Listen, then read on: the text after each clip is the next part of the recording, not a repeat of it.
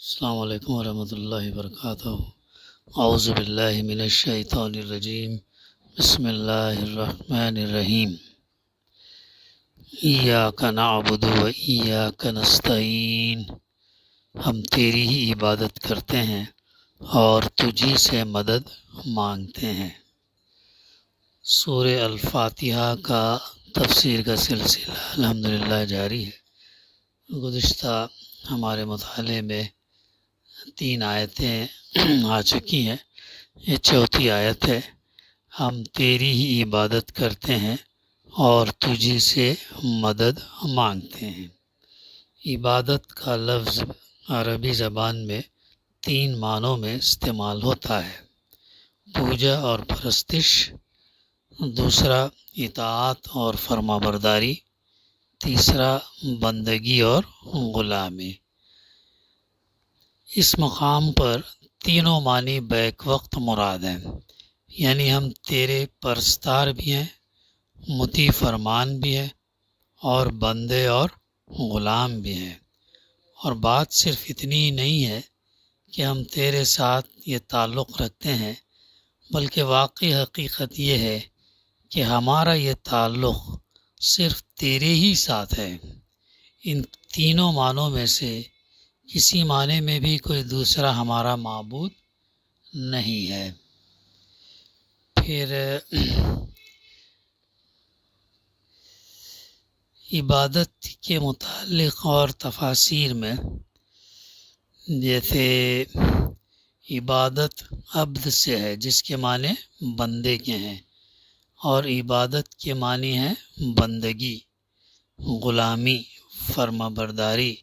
اس کے لغوی معنی میں اطاعت بھی شامل ہے، جو خضوع کے ساتھ ہو، چنانچہ لسان العرب میں ہے، جس کی ترجمانی یہ ہے کہ عبادت کی روح انتہائی خشوع اور خضوع اور عاجزی اور فروتنی کا اظہار ہے۔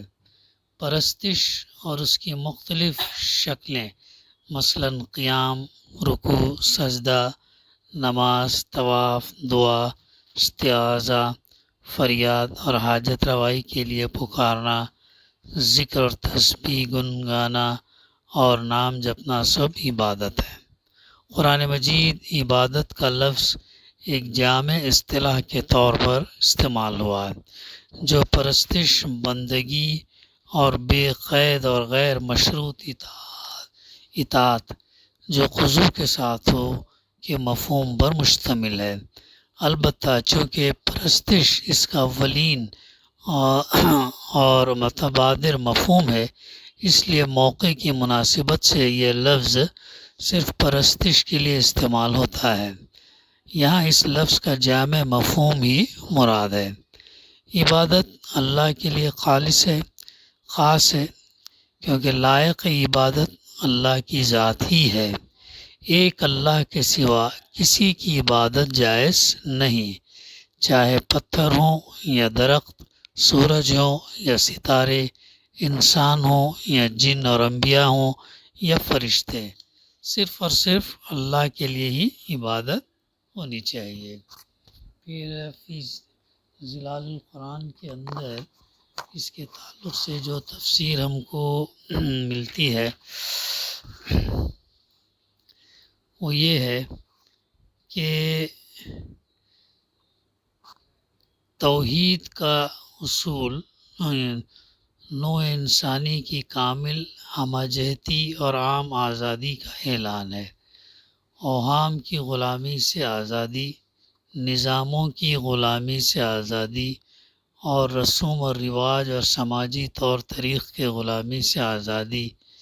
جب بندگی صرف اللہ کی ہو، یعنی اس تفسیر سے واضح ہے کہ سید قطب شہید رحمۃ اللہ عبادت کو پرستش کے مفہوم تک محدود نہیں سمجھتے۔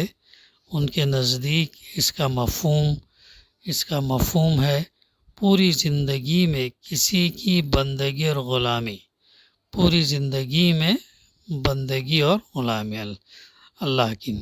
دور صحابہ رضی اللہ سے لے کر دور حاضر تک کے اہل علم، مفسرین اور ارباب لغت متفق ہیں کہ عبادت کا لفظ پرستش اور بندگی اور غلامی دونوں پر حاوی ہے۔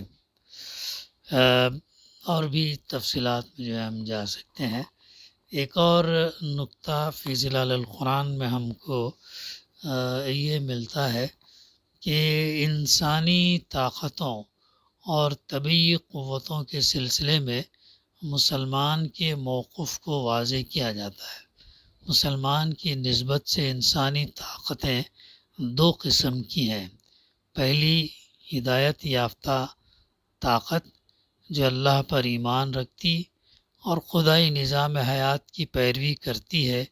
مسلمان کے لیے ضروری ہے کہ اس طاقت کے ہاتھ مضبوط کرے اور خیر، حق اور نیکی کے کاموں میں اس کے ساتھ تعاون کرے۔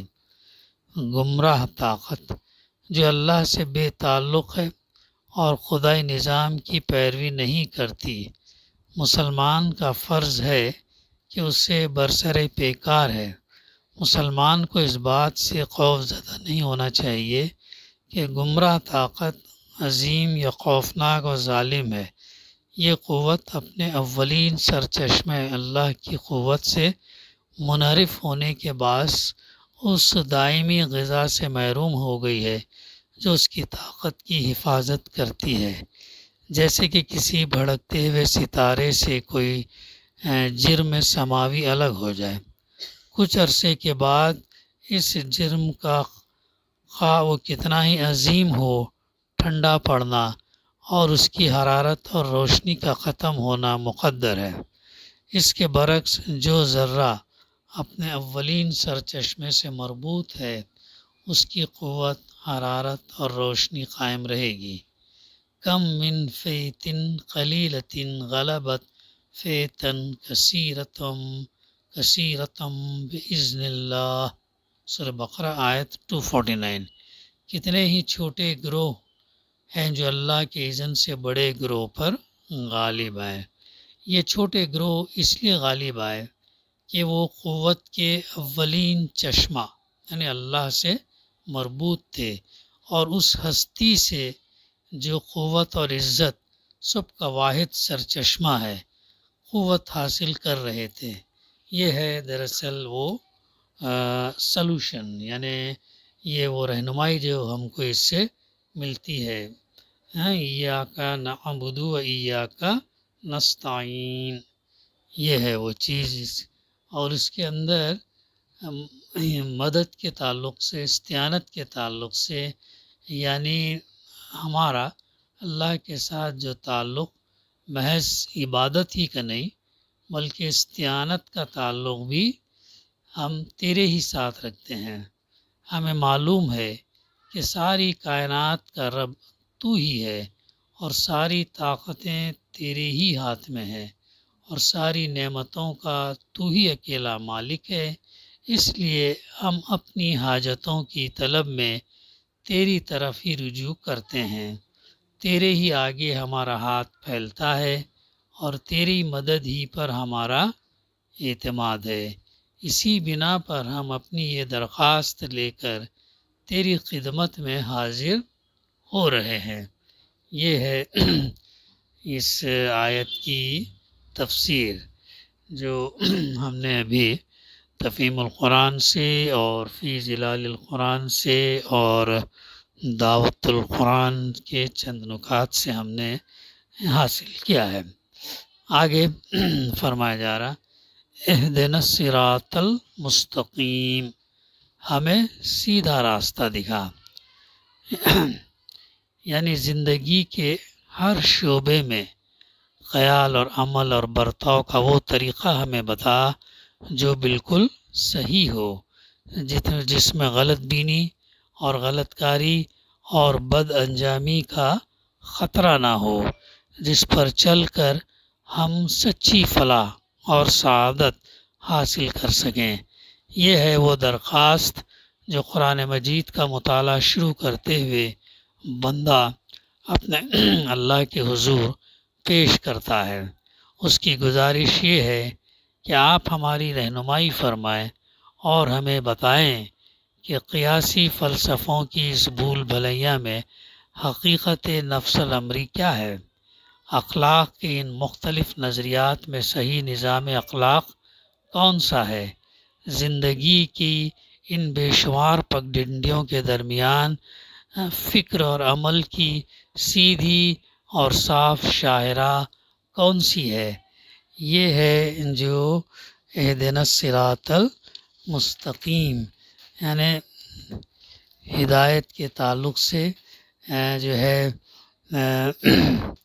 فی ظلال القرآن کے اندر مفسر لکھتے ہیں کہ ہمیں راہ راست کی ایسا راہ راست جو اللہ تک ہمیں پہنچاتا ہے، معرفت عطا فرما، اور معرفت کے بعد اس پر ثابت قدمی اور استقامت کی توفیق دے۔ یعنی ہدایت کا مفہوم جو ہے راستہ دکھانا بھی ہے اور راستے پر چلانا بھی، اور راہ پر راستے پر استقامت بھی۔ تو یہاں پر مفسر نے فی ظلال کے اندر ہم نے ہدایت دے ترجمہ کیا ہے، کیونکہ ہدایت کے علاوہ اور کوئی جامع لفظ ان سب مفہوموں کے لیے اردو میں نہیں ہے۔ تو پھر آگے، کیونکہ معرفت اور استقامت دونوں اللہ کی ہدایت، اس کی توفیق اور اس کی رحمت کا ثمرہ ہے۔ اس معاملے میں اللہ کی طرف توجہ مومن کے اس عقیدے کا ثمرہ ہے کہ تنہا اللہ ہی معاون اور مددگار ہے، اور ہدایت کا معاملہ وہ سب سے عظیم اور اولین شے ہے جس کے سلسلے میں مومن کو اپنے رب سے مدد مانگنی چاہیے۔ راہ راست کی طرف ہدایت ہی میں دنیا اور آخرت کی سعادت اور کامرانی کی یقینی ضمانت ہے۔ یہ فی الحقیقت اللہ کے اس قانون کی طرف انسانی فطرت کی ہدایت ہے جو اللہ رب العالمین کی طرف رخ کرنے کے معاملے میں انسان اور کائنات کی حرکت اور عمل میں ربط و ہم آہنگی جو ہے پیدا کرتا ہے۔ سورت میں مضامین کی ایک خاص انداز سے ترتیب ہے۔ سب سے پہلے اللہ تعالیٰ کے احسانات اور اس کی ربوبیت اور رحمت کے شعور سے شکر اور ثنا کا جذبہ قلب میں ابھرتا ہے۔ ساتھ ہی یہ خیال بھی پیدا ہوتا ہے کہ ایک دن اللہ تعالیٰ ان نعمتوں کا حساب لے گا اور پھر جزائے سزا دے گا۔ ان سب احساسات کے نتیجے میں وہ دل کی گہرائیوں سے خدا کے حضور جھک جاتا اور اس سے اطاعت اور بندگی کا عہد کرتا ہے، مگر اسے فوراً یاد آ جاتا ہے کہ اس عظیم ترین عہد پوری زندگی میں اللہ کی بندگی کو اطاعت کے عہد سے عہد برا ہونا انتہائی دشوار ہے۔ یہ کام اللہ کی مدد اور اس کی توفیق کے بغیر نہیں ہو سکتا۔ چنانچہ وہ اللہ سے مدد کا طالب ہوتا، پھر اس عہد بندگی سے خود بخود یہ سوال ابھرتا کہ اللہ کی رضا اور اس کی بندگی اور اطاعت کی راہ کیا ہے۔ جب تک یہ راہ معلوم نہ ہو، انسان اس عہد سے عہدہ برا نہیں ہو سکتا۔ چنانچہ وہ راہ راست کی ہدایت کے لیے اللہ سے دعا کرتا ہے کہ اس کے سوا اور کوئی راہ راست کی ہدایت نہیں دے سکتا۔ تو یہ ہے وہ چیز جو اس کے ضمن میں ہمیں ملتی ہے کہ ہمیں سیدھا راستہ دکھا۔ آگے کی آیات کا انشاءاللہ آئندہ ہم مطالعہ کریں گے۔ دعا ہے کہ اللہ سبحانہ و تعالیٰ ہمیں کہنے سننے سے زیادہ عمل کرنے کی توفیق عطا فرما، اور اہدنا الصراط المستقیم، اور اللہ تعالیٰ ہمیں جو ہے سیدھا راستہ دکھا، سیدھے راستے پہ چلا تا حیات جو ہے اور خاتمہ بھی جو ہے ایمان پر کر۔ ربنا آتنا فی الدنیا حسنۃ وفی الآخرۃ حسنۃ وقنا عذاب النار۔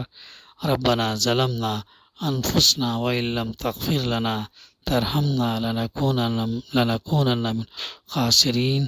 ربنا لا تزغ قلوبنا بعد إذ هديتنا وهب لنا من لدنك رحمة إنك أنت التواب الرحيم سبحان ربك العزة عما يصفون سلام على المرسلين والحمد لله رب العالمين.